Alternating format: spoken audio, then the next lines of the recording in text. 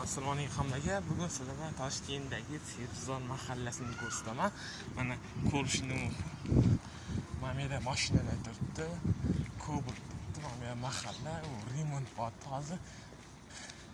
Mashinalar ham dahshat turibdi. Mana daraxtlar, Spark.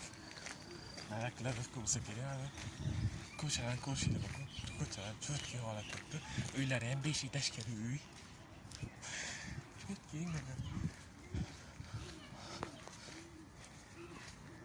kuzatishda davom eting va podpiska bosib qo'ying.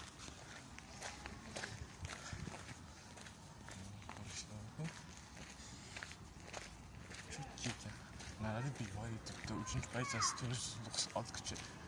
Salkam 500 ABD. Mana yerda kachiralar bor.